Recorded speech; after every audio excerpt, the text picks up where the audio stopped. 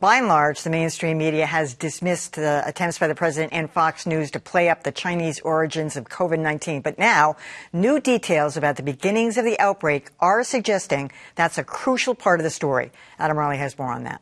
For weeks now, the president and his allies have been branding the new coronavirus as something inherently foreign. The Wuhan virus. This pandemic came out of China. It comes from China.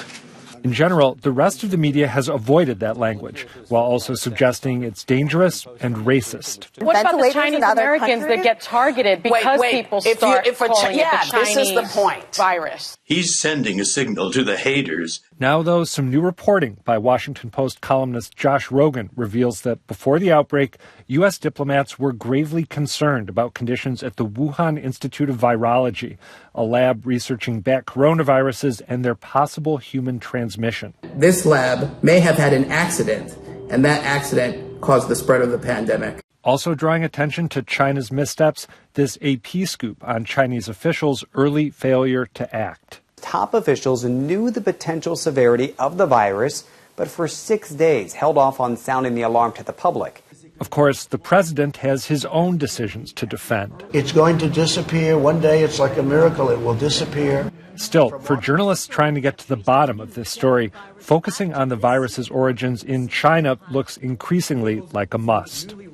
Yeah, you know, Joanna, I Googled, or I did a Wikipedia search on that virology lab in Wuhan, and it came up all these stories about conspiracy theories. Well, this piece by Josh Rogan was so eye-opening because it went back, he looked at what the United States' role was, that they were there in this lab last fall. They saw what they would, I'm generously putting it as sloppy conditions, careless conditions in a very high-level work environment in one of these, you know, high-intensity labs with working with very contagious diseases. So this is something that's eye-opening, that maybe indeed there was a connection to this lab.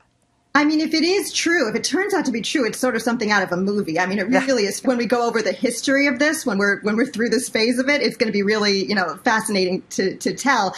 You know, it's certainly plausible. It is as plausible that it was in fact from the open air market that was the original theory. You know, I mean, it's also true that it's very difficult. You know, part of the reason that it is plausible is because it's difficult to trust everything that's coming out of China. The government has kept a lot of wraps on information, is continuing to. I mean, we know now that the death count in China was significantly higher than was originally reported. So it's understandable that these conspiracy theories flow. And it's also understandable that people are really skeptical of the source of these theories, so that once it gets out of, you know, when you hear it from right-wing media, you have a lot of questions. When you hear it from the Washington Post, you start to say, And so it's just going to take more reporting and more uncovering.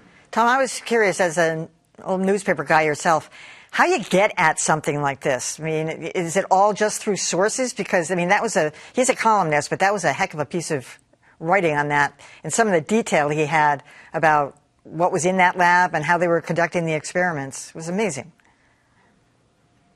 Yeah, well, obviously, yes, sources are going to be critical. And if there are sources you can get to, they're most likely to be the intelligence services, either ours or perhaps others, who would keep an eye on this. But, you know, I think the lesson for journalists is that we tend to be skeptical of some people because they're the ones who are running out there the proverbial the sky is falling.